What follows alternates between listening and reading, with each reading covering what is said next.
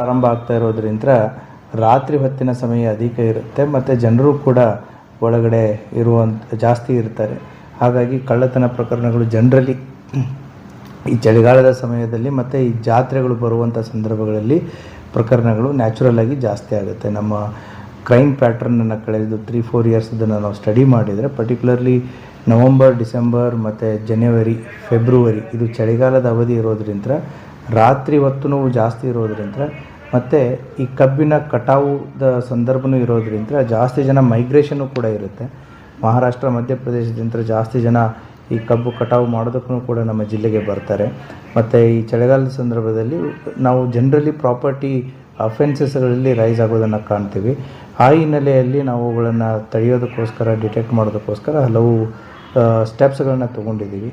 ಈಗಾಗಲೇ ನಾವು ಶುಗರ್ ಫ್ಯಾಕ್ಟ್ರಿಗಳ ಜೊತೆಗೆ ಮತ್ತು HNT ಏನು ಹಾರ್ವೆಸ್ಟಿಂಗ್ ಆ್ಯಂಡ್ ಟ್ರಾನ್ಸ್ಪೋರ್ಟ್ ಇರ್ತಾರೆ, ಬಂದಂಥ ಕಬ್ಬಿನ ಗ್ಯಾಂಗ್ಸ್ ಆಗಿರ್ಬೋದು ಮತ್ತು ಯಾರ್ಯಾರು ಕೆಲಸಕ್ಕಂತ ಬಂದಿದ್ದಾರೆ ಅವರ ಸಂಪೂರ್ಣವಾದಂಥ ಮಾಹಿತಿಯನ್ನು ಠಾಣೆಗಳಲ್ಲಿಯೂ ಕೂಡ ದಾಖಲು ಮಾಡುವಂಥದ್ದನ್ನು ನಾವು ಮಾಡ್ತಾಯಿದ್ದೀವಿ.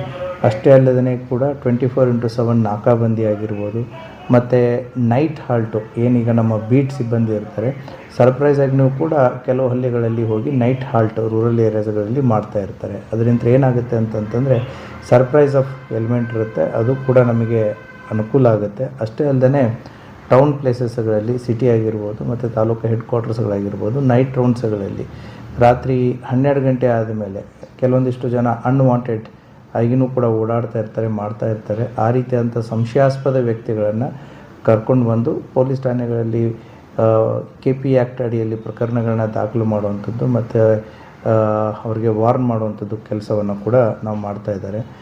MOVಗಳು ಈಗೇನು ಜೈಲಿಂದ ಹೊರಗಡೆ ಬಂದಂಥ MOVಗಳ ಮೇಲೇನೂ ಕೂಡ ವಾಚ್ ಮಾಡುವಂಥ ಕೆಲಸವನ್ನು ಪೊಲೀಸ್ನವ್ರು ಮಾಡ್ತಾಯಿದ್ದಾರೆ. ಅಷ್ಟೇ ಅಲ್ಲದೆ ಕೂಡ ಜೈಲಲ್ಲಿ ಇರುವಂತಹ ವ್ಯಕ್ತಿಗಳ ಮೇಲೇನೂ ಕೂಡ ನಿಗಾ ಇಡುವಂಥ ಒಂದು ಕಾರ್ಯವನ್ನು ಪೊಲೀಸ್ನವರು ಮಾಡ್ತಾಯಿದ್ದಾರೆ. So we are trying hour best. ಏನು ಅಂತಂತಂದರೆ ಪ್ರಾಪರ್ಟಿ ಅಫೆನ್ಸಸ್ಗಳು ಜನರಲಿ ನಮ್ಮ ಕ್ರೈಮ್ ಪ್ಯಾಟ್ರನ್ ಪ್ರಕಾರ ಟ್ರೆಂಡ್ ಏನು ಜಾಸ್ತಿ ಆಗುತ್ತೆ ಅದನ್ನು ಕಡಿಮೆ ಮಾಡುವಂಥ ಒಂದು ದಿಶೆಯಲ್ಲಿ ನಮ್ಮ ವಿಜಯಪುರ ಜಿಲ್ಲಾ ಪೊಲೀಸ್ನವರು ಕೆಲಸ ಮಾಡ್ತಾಯಿದ್ದಾರೆ.